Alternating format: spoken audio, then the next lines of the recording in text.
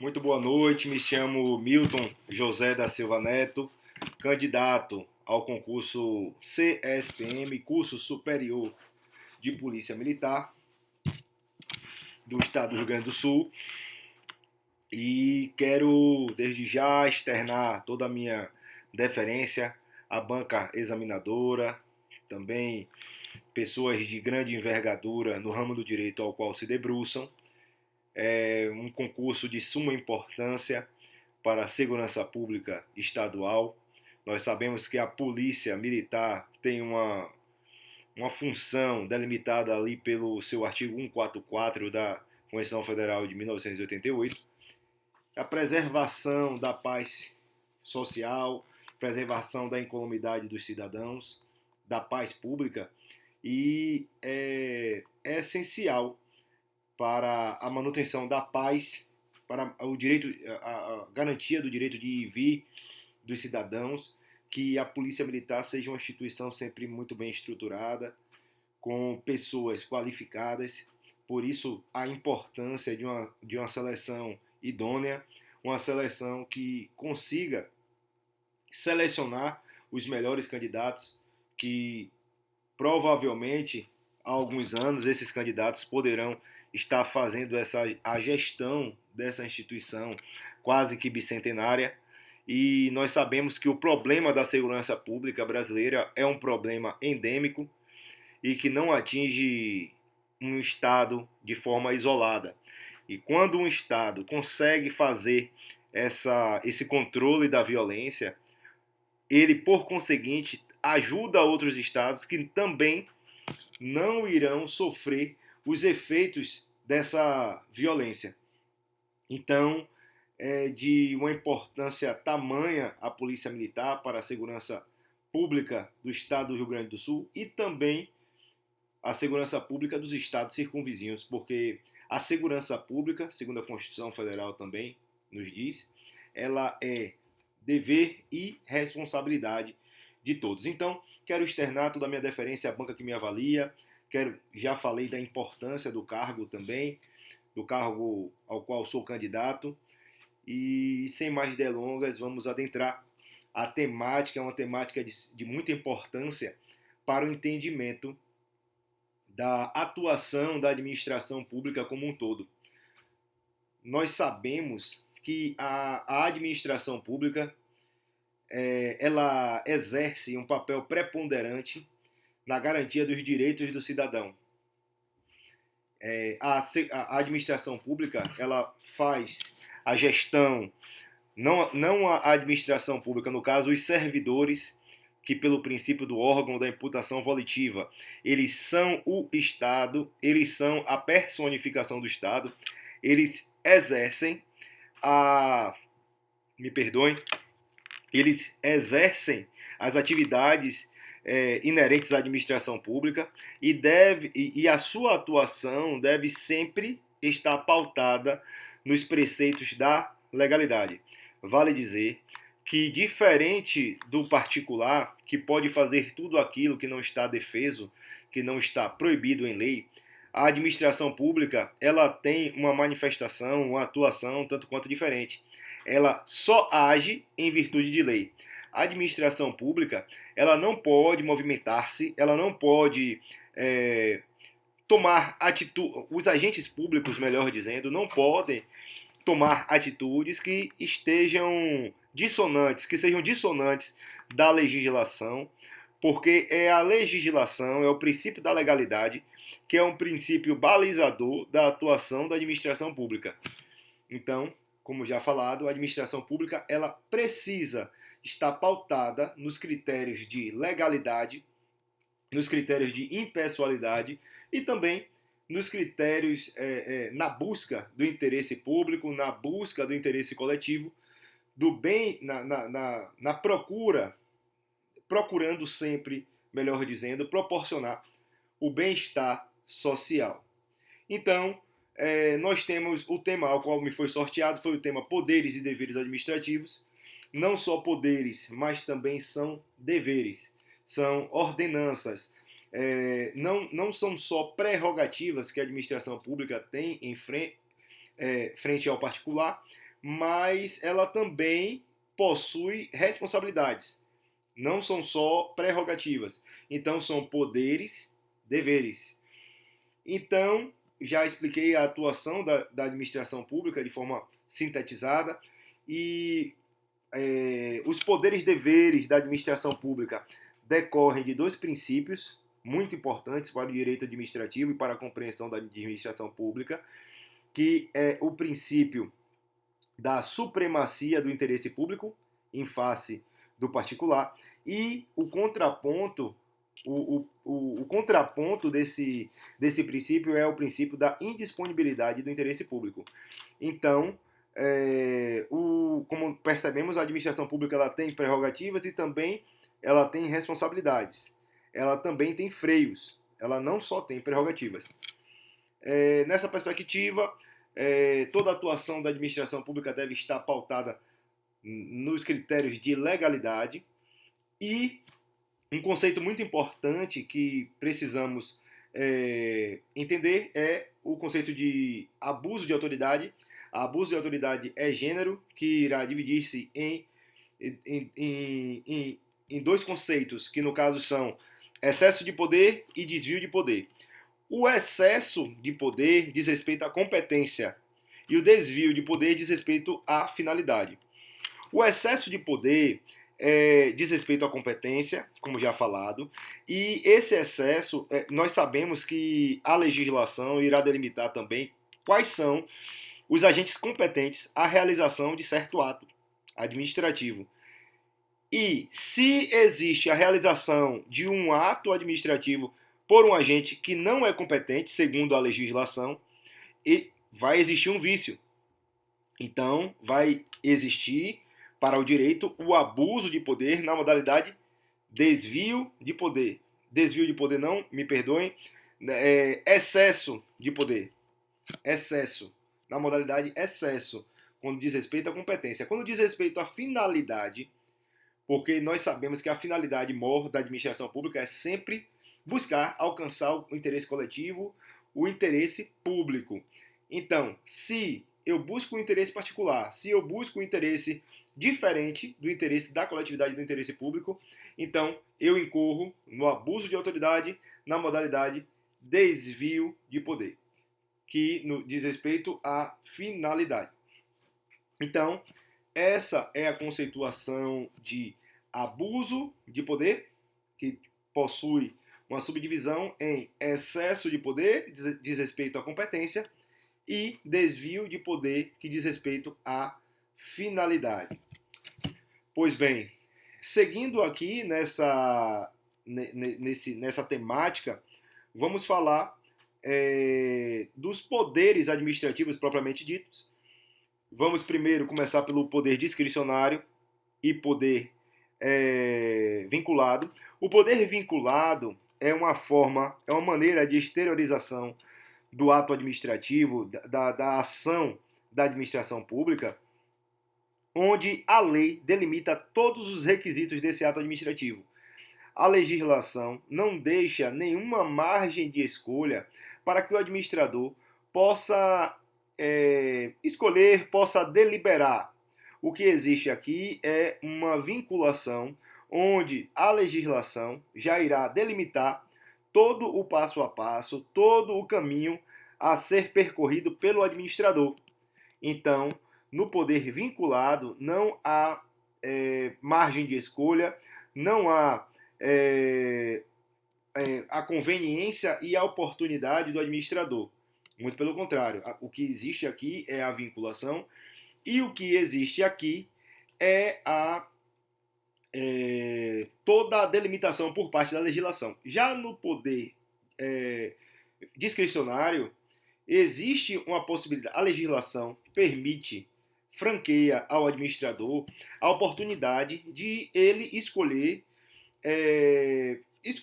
uma maneira melhor adequada de atuação.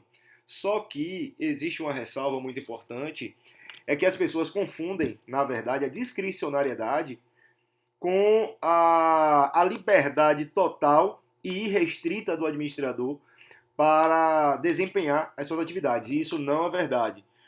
A atuação discricionária do administrador, ela também deverá estar pautada nos critérios de legalidade, nos critérios de lisura, de moralidade administrativa. Então, trouxemos agora o conceito de poder discricionário e vinculado.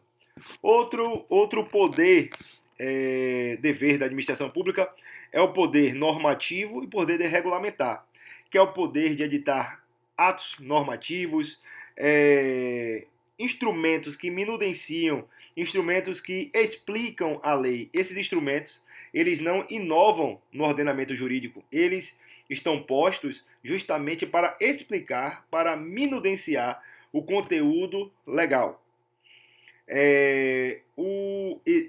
Existem pessoas que erroneamente os classificam como sinônimos, só que não são sinônimos, porque o poder normativo ele é mais abrangente, o poder regulamentar ele é mais restrito. O poder regulamentar ele é adstrito apenas aos chefes do poder executivo, Já o poder normativo ele tem uma abrangência um tanto quanto maior, porém ambos não inovam no ordenamento jurídico, ambos apenas minudenciam, apenas melhoram, explicam a legislação já posta. Essa é a principal diferença em poder normativo e poder regulamentar. Excepcionalmente, os decretos autônomos que decorrem do poder regulamentar, eles inovam no ordenamento jurídico. Excepcionalmente, essa é a ressalva, o decreto autônomo, que ele trata da extinção de cargos públicos quando vagos e da organização da administração pública federal sem onerar os cofres públicos. Essa é a ressalva onde o decreto autônomo irá inovar. A sua matéria, podemos dizer assim, é uma matéria de inovação no ordenamento jurídico. Essa é a principal diferença. Nós temos também o poder hierárquico. O poder hierárquico é um poder-dever de escalonamento, de estratificação dos órgãos e dos agentes públicos. Então, o poder hierárquico, ele estratifica, ele cria camadas, podemos dizer assim, onde existirá a subordinação entre este e aquele órgão, ou este e aquele agente público. Desse instituto, nós podemos separar o conceito de delegação e o conceito de avocação. O conceito de delegação é a transferência de uma atribuição para uma pessoa estranha àquela onde inicialmente um agente público, melhor dizendo, recapitulando aqui, um agente público tinha uma atribuição e essa atribuição é passada a outro agente público ou então a um outro órgão. Isso é uma delegação, uma passagem momentânea, podemos dizer assim, de atribuição. Já a avocação é o caminho reverso. A avocação é a tomada momentânea dessa atribuição. Então, eu, na figura de um órgão superior ou um agente hierarquicamente superior, posso avocar essa competência de um órgão inferior ou de um agente subordinado a mim. Essa, basicamente, é a definição de poder hierárquico. O poder disciplinar o poder disciplinar é o poder de aplicação de sanções para quem tem uma relação especial, uma relação específica com a administração pública. Então, alguém que tenha relação específica com a administração pública, um agente público, um particular prestador de serviço público, alguém que... Então, essa relação ela vai ser funcional ou contratual. Então, o agente público poderá ser responsabilizado disciplinarmente por algum ato, por alguma ação. Então, falamos do poder discricionário, falamos do poder discricionário vinculado, normativo regulamentar, falamos do poder hierárquico, falamos do poder disciplinar. Vamos falar agora do poder de polícia.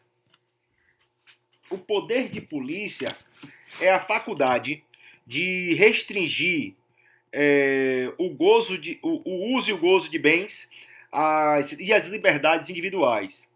Então, esse poder de polícia é, na verdade, essa restrição ao direito do cidadão. E uma diferenciação que devemos fazer é polícia judiciária e a conceituação de polícia administrativa.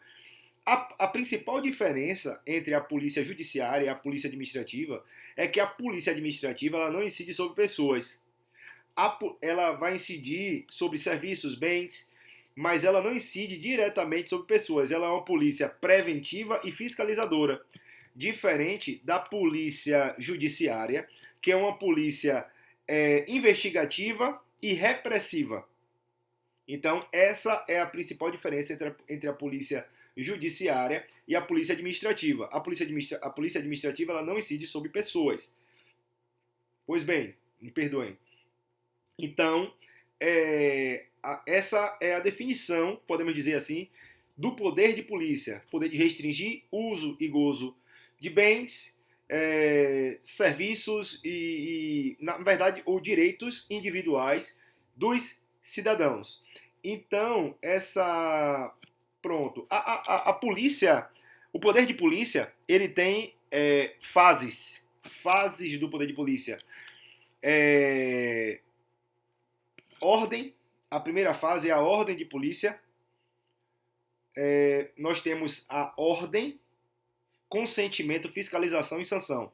Ordem, consentimento, fiscalização e sanção. A ordem de polícia, também denominada fase legislativa, é a fase onde são criadas as normas, onde as normas são criadas.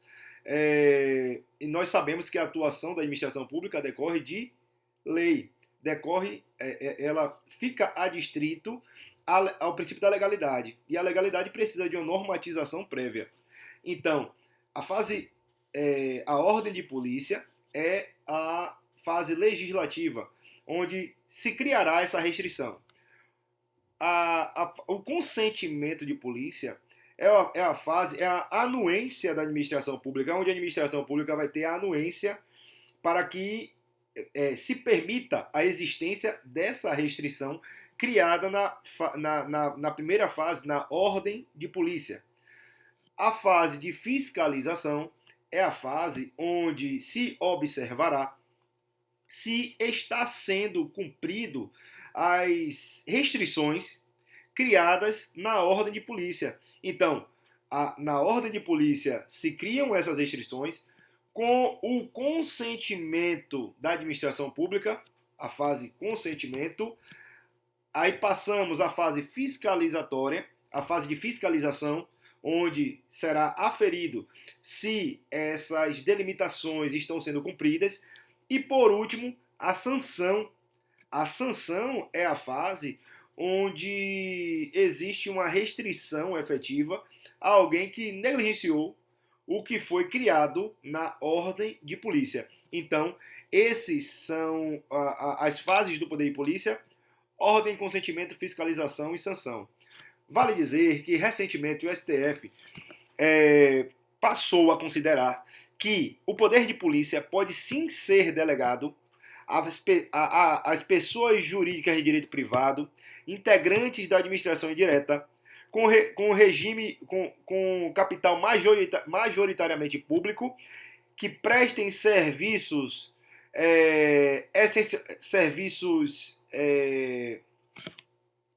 em regime não concorrencial e serviços típicos de Estado.